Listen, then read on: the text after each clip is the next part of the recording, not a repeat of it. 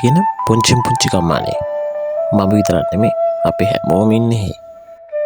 පෙන්තැන මිනිස්සුත් ඉඳී හරිම සතුටින්. ඔන්නෝම සතුටින් ඉන්නකොට තමයි අපේ ගමට හේන හුරාවිය. අපේ කොවිතැන්පත් බලා ඉද්දිම විනාශ වුණා. වැව් පොකුණු තිබ්බද කියලවත් හොයාගන්න නැති වුණා. ගස්වල කොළ හැලිලා කේඩ ඇරි වුණා. හරියට නිකන් ඉදල ඉරුටු වගේ ගමේ තිබ්බ සොඳුරු බව නැත්තරම නැති වුණා. පොන්චියුන්ට දෙන්න අම්මලක දංගල කෙරෙත් යදුනා. පෑවිල්ල ඒ තරම්ම දිගට මැල්ලුවා. මේකට හරිහම විසඳුමක් හොයාගන්න ඕනේ කියලා. ගමේ උන්දලට ලොකු ඕනකමක් තිබ්බා. හැමෝම ගමේ තියෙන ගම් සභාවට රැස් වුණා. මෙහෙම කසුකුසු යන අතරතුරේදී උඹලා ඔය සද්ද නතර කරගනින්නලා. ගමේ ඉන්න ගුරුන්නාන්සේ තමයි ඔන්නෝම කිව්වේ. ගුරුන්නාන්සේ මේක ගලේ දෙයියන්ගේ සාපයක් කියලා. මේකට කරන්න ඕනේ ගලේ දෙයියන්ට බාරයක් වෙන. ඒ මාසේ පළවෙනියෙන් ආපු කෙම්මුල දවසේ තොයිලට අවශ්‍ය කරන බඩු ඔක්කොම ලෑස්ති කරගත්තා. තොයිල කරන්න ආපු දවස උදා වුණා. තොයිලට අවශ්‍ය දේ හැමදේම ලෑස්ති කරගත්තා.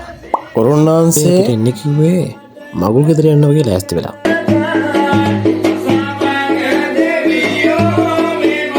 ගුරුන්නාන්සේ කොහොම හරි ওই බාරේ දිගටම කරන් කියලා.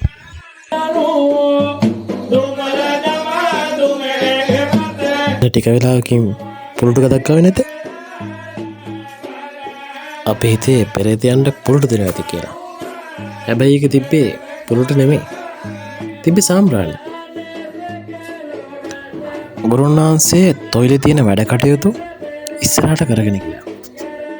මෙන්න එකපාරට කිව්වේ නැතේ දෙයියෝ කෝපුණා ඉන්නේ. ගමේ මිනිස්සු හොඳටම බය වුණා. දැන් කරන්න කිසි දෙයක් නැහැ. ඔය මුදු මාලා ටික ඔක්කොම මේ වාජනයට දමල්ලා.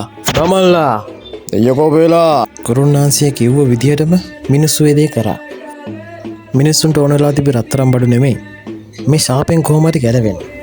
ඒ වගේම ගමට වෙලා තියෙන මේ මහා වින්නැයිය කොහොම හරි බේරෙන්න.